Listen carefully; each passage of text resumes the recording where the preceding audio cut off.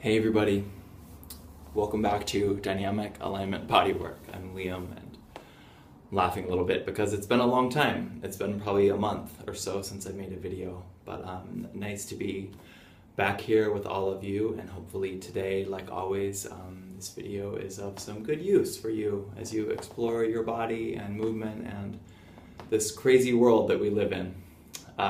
Today, a little anatomy, and this one probably more on the my theory end of things than I don't know, a tried and true test. So like everything, but maybe this one especially, I submit this to you to work through on your own and see in what ways or not if this is true for you. This has to do with pushing movements. So a push-up is a really good example, and the example that we'll use, or chaturanga, or plank pose if you do yoga. Moving through, I think that's what it's called anyway, like moving through a vinyasa, if those are familiar words for you. And this can even apply to more complex movements like handstands, or really anything where we're bracing, especially if we're holding that and paying attention to form, like some kind of movement, practice, or exercise. And the gist of it is this, what I'd like to propose to you today, that a lot of times in a push-up, if anything gets press, or gets sort of spoken about, it's keeping your trunk neutral, like your butt not up or down and your chest not up or down in your head, which is really good advice, knowing where we are in space in this way, along the trunk. And then the next thing might be like, are my elbows supposed to be out or forward? And what I'd like to propose today is to disregard that question a little bit, or to set that aside.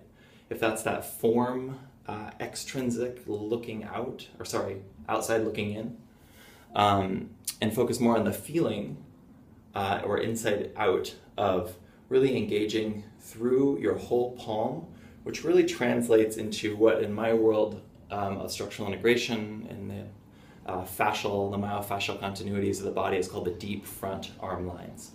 And how if we brace on the outside of our palms largely, we're trying to, and we effectively do, bypass this line by shortening it, which in my experience has the implications of, can be some sort of shoulder problems, neck problems, essentially is yet another way that our body brilliantly adapts to skirting around what's often our more sort of core tightness and snugness.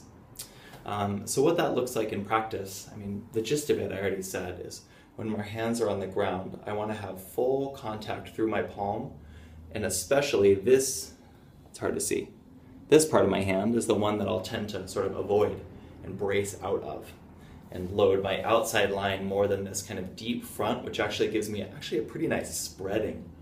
I said actually like 4 times. It gives me a nice spreading of my clavicle, like all of this neurology here. If you've heard of thoracic outlet or inlet, this is very much included. So push-up can be an exercise, like most movements, that can either sort of drive you deeper into a pattern, like, oh, you have a tight chest, this can drive you deeper into that tight chest pattern, which is probably more common, or sort of paradoxically enough, working these tissues in a pushing movement can be help-free, it can be therapeutic, like physical therapy, or, you know, along those sorts of lines. So let's go down to the floor. And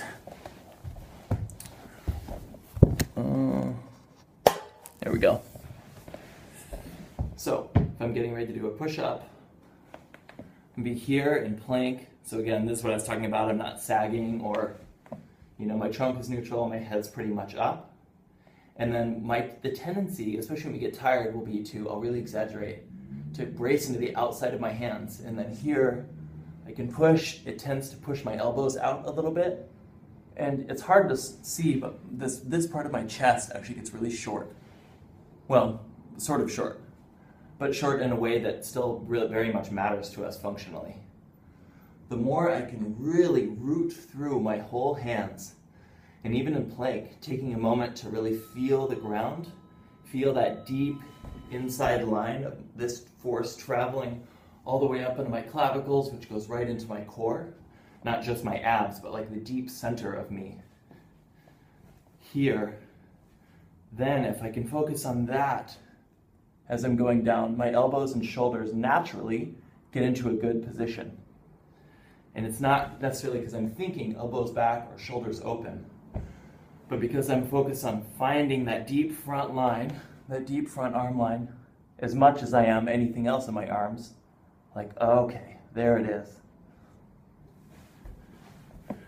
Same thing, of course, if I'm just holding a plank, or if I'm scooping up through in a movement like cobra, or, you know, downward dog is a lot of times it's cued there. But anything where I can really press through my whole deep arm line right into my core.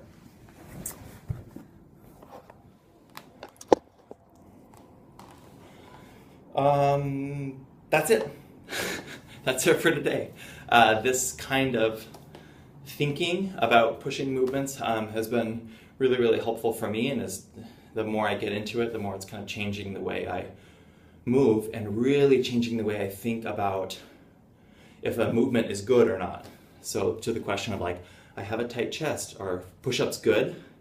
It's like, well, how are you doing them? You know, who are you and how are they being done? If you're thinking the point is to get the push-up done, you're going to almost invariably start to sort of transition into what's already conditioned pattern in you, which can have its place.